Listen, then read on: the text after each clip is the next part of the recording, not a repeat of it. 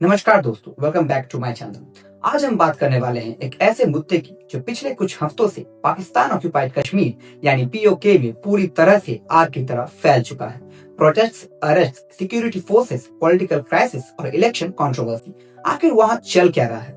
लेकिन दोस्तों, इस कहानी को समझने के लिए हमें सिर्फ आज की खबरों को नहीं बल्कि लगभग 80 साल पीछे जाना पड़ेगा। और यकीन मानिए, जो सच्चाई आप जानने वाले हैं वो काफी इंटरेस्टिंग भी है और सरप्राइजिंग भी। तो वीडियो को एंड तक जरूर देखिए, क्योंकि आज हम समझने की कोशिश करेंगे कि पीओके आखिर है क्या, पाकिस्तान के पास कैसे गया, इंडिया का स्टैंड क्या है, दुनिया का स्टैंड क्या है और आज वहां लोग सड़कों पर क्यों उतर आए हैं। स्वीकार कीजिए सुकांतों का, आप देख रहे हैं बियॉन्ड हेडलाइंस एंड आज हम जानेंगे पीओके की असली सच्चाई। सबसे पहला सवाल, पीओके आखिर है क्या? 1947 में जब भारत और पाकिस्तान आजाद हुआ, तब जम्मू कश्मीर एक प्रिंसली स्टेट था जिसके महाराजा हरि सिंह थे। उन्होंने शुरुआत में ना भारत के साथ और ना ही पाकिस्तान के साथ जुड़ने का फैसला किया था। लेकिन फिर अक्टूबर 1947 में पाकिस्तान की तरफ से ट्राइबल फाइटर्स और आर्म्ड ग्रुप्स कश्मीर में घुस आए। सिचुएशन इतनी सीरियस हो गई कि महाराजा हरि सिंह ने भारत से मिलिट्री मदद मांगी। और यहीं से कहानी में आता है पहला बड़ा ट्विस्ट। मिलिट्री मदद के बदले महाराजा हरि सिंह ने इंस्ट्रूमेंट ऑफ एक्सेशन पर साइन किया और जम्मू कश्मीर भारत का हिस्सा बन गया। इसके बाद इंडियन आर्मी ने ऑपरेशन शुरू किया और कई इलाकों में पाकिस्तानियों को वापस धकेला। लेकिन फिर एक ऐसा फैसला हुआ जिसके बारे में हम आज भी बहुत अफसोस करते हैं। 1948 में मामला यूनाइटेड नेशंस तक पहुंच गया और सीज फायर हो गया। जब सीज फायर हुआ तब कश्मीर का एक हिस्सा पाकिस्तान के कंट्रोल में था और एक बड़ा हिस्सा भारत के कंट्रोल में। और वही पाकिस्तान के कंट्रोल वाला इलाका आज भारत में पाकिस्तान ऑक्युपाइड कश्मीर या पीओके के नाम से जाना जाता है। अब सवाल उठता है कि इंडिया ने पीओके को वापस क्यों नहीं लिया। इसका जवाब इतना सिंपल नहीं है। सीज फायर के बाद लाइन ऑफ कंट्रोल जैसे सिचुएशन बन गई। दोनों देशों के बीच कई वॉर्स हुई, 1947-48, 1965, 1971 और कारगिल 1999। लेकिन पीओके का स्टेटस जैसा था वैसा ही बना रहा।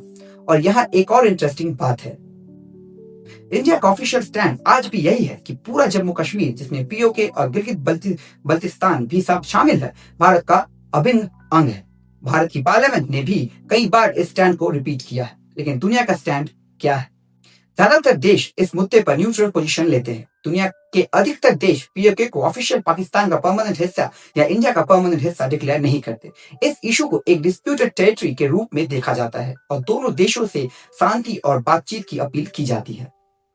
अब आते हैं 2026 के सबसे बड़े सवाल पर, पीओके में आखिर हो क्या रहा है?